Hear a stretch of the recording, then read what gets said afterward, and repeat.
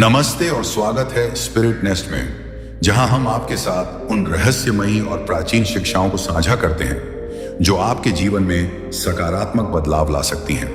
हमारे चैनल पर हम गहन आध्यात्मिक ज्ञान, ध्यान और प्राचीन शास्त्रों की उन गुप्त बातों को उजागर करते हैं जो आज भी प्रासंगिक हैं और आपके जीवन को नई दिशा दे सकती हैं।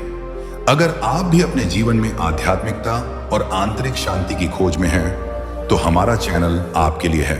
तो चलिए आज के इस दिलचस्प विषय पर गहराई से नजर डालते हैं।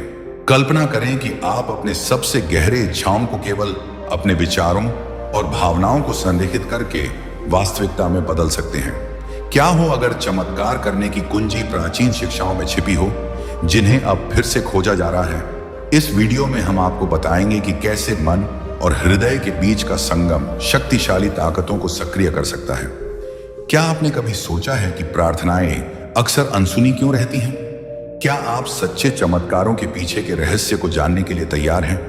थॉमस का खोया हुआ सुसमाचार प्राचीन साहित्य का एक शक्तिशाली टुकड़ा है, जिसे कई लोग यीशु के वास्तविक शब्द मानते हैं, जिसमें यह सिखाया गया है कि हम अपनी भावनाओं की शक्ति का उपयोग अपने जीवन में कैसे कर सकते हैं। यह सुसमाचार सुझाव देता है कि हमारे जीवन में ईश्वरीय मैट्रिक्स की शक्ति को अनलॉक करने के लिए हमें पहले यह समझना होगा कि यह कैसे काम करता है।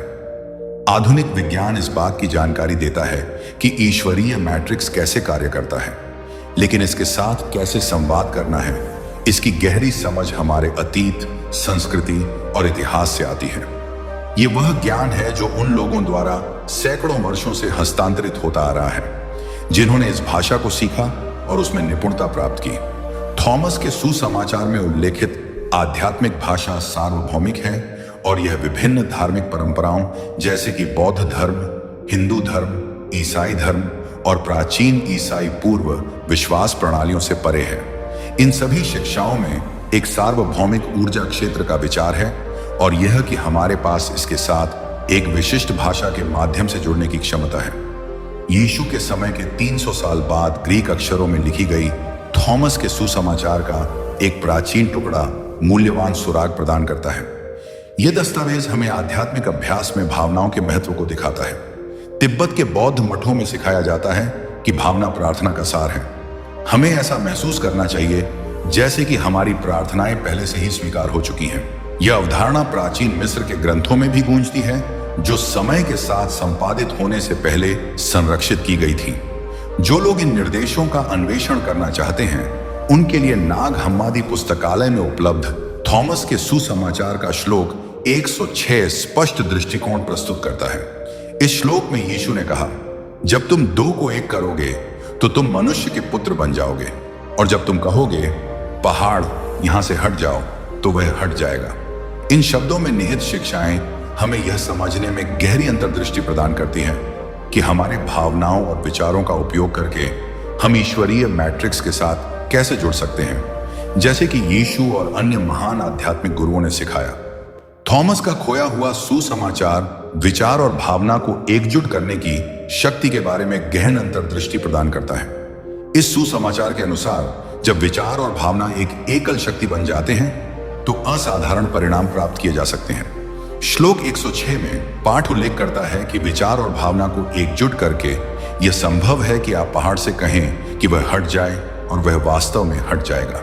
यह अवधारणा श्लोक 48 में फिर से बल दिया गया है, जिसमें कहा गया है, यदि दो इस घर में एक दूसरे के साथ शांति बनाए रखते हैं। इस संदर्भ में घर या मंदिर मानव के लिए एक रूपक है। यीशु इस बात पर जोर दे रहे थे कि सच्ची शक्ति हमारे भीतर विचार और भावना के बीच सामंजस्य में निहित है। जब ये दोनों तत्व संतुलन में होते हैं, तो हम एक परिवर्तनकारी शक्ति का प्रयोग कर सकते हैं। हालांकि सुसमाचार केवल इस संघ के महत्व की पुष्टि नहीं करता, यह भी बताता है कि इसे कैसे किया जाता है। यह समझने की आवश्यकता है। प्राचीन ग्रंथों में निहित ज्ञान यह सुझाव देता है कि पूछने की सच्ची कला केवल बोले गए शब्दों में नहीं, बल्कि दिल की भाषा में है। उदाहरण के लिए प्राचीन ईसाई बाइबल में यह वाक्यांश है, मांगो और तुम्हें प्राप्त होगा।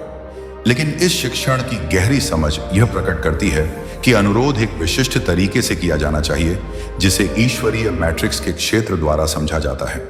यह क्षेत्र सतही रूप से बोले गए शब्दों का जवाब नहीं देता, बल्कि दिल से उत्पन्न ऊर्जा का जवाब देता है।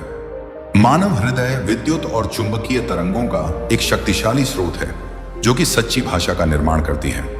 इस ऊर्जा और भावनात्मक भाषा के माध्यम से यह समझ विभिन्न आध्यात्मिक परंपराओं के शिक्षाओं के साथ मेल खाती है, जहां गहरे भाव और स्पष्ट इरादे के महत्व पर लगातार जोर दिया जाता है। इसीलिए विचार और भावना को एकजुट करके और दिल की भाषा के माध्यम से ईश्वरीय क्षेत्र के साथ संवाद करके हम एक परिवर्तनकारी शक्ति तक पहुंच सकते हैं जो हमारी गहरी इच्छाओं को प्रकट कर सकती है।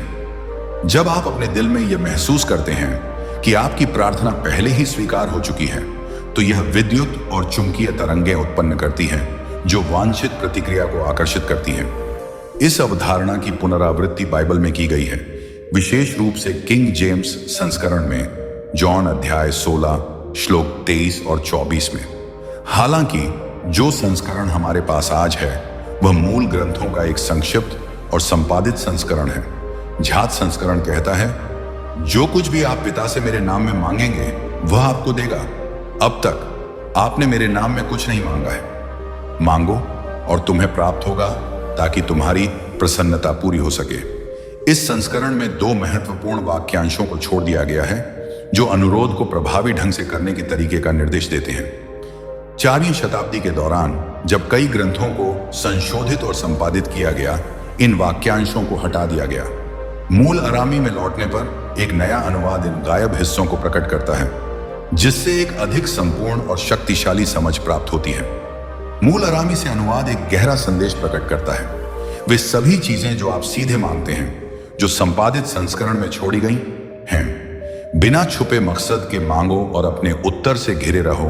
जो तुम चाहते हो उसमें लिप्त रहो ताकि तुम्हारी प्रसन्नता पूरी हो सके। ये वाक्यांश स्पष्ट और शक्तिशाली मार्गदर्शन प्रदान करते हैं। वे इस बात पर जोर देते हैं कि यह केवल अनुरोध को मौखिक रूप से व्यक्त करने के बारे में नहीं है, बल्कि इस भावना में पूरी तरह से डूबे रहने के बारे में है कि आपकी इच्छा पहले ही पूरी हो चुकी है, बिना किसी छुपे मकसद के। यह ईश्वरीय ऊर्जा क्षेत्र के साथ एक गहरी और अधिक प्रामाणिक संबंध बनाता है, जो आपकी इच्छाओं की अभिव्यक्ति को सुविधाजनक बनाता है। यह दृश्य और भावना का अभ्यास एक आध्यात्मिक तकनीक से अधिक है। यह आपकी आंतरिक ऊर्जा को सार्वभौमिक ऊर्जा क्षेत्र के साथ संरेखित करने का एक तरीका है। ऐसा करके आप इच्छा और वास्तविकता के बीच एक प्रतिध्वनि उत्पन्न करते हैं, जो अनुरोध की अभिव्यक्ति को आसान बनाता है। इस सिद्धांत को विभिन्न आध्यात्मिक परंपराओं में मान्यता प्राप्त है और इसे प्रार्थना और ध्यान के अभ्यास में एक केंद्रीय तत्व के रूप में देखा जाता है। मांगने और प्राप्त करने की कुंजी, जैसा कि पवित्र ग्रंथों और महान गुरुओं की शिक्षाओं में वर्णित है, यह है कि विचार और भावना को एकजुट करें, गहराई से महसूस करें कि आपकी इच्छा पहले ही पूरी हो चुकी है और उस वास्तविकता में डूबे रहें। यह इरादों को ठोस वास्तविकताओं में बदलने का रास्ता है। जब आप पूरी तरह से उस चीज में लिप्त हो जाते हैं जिसे आप चाहते हैं,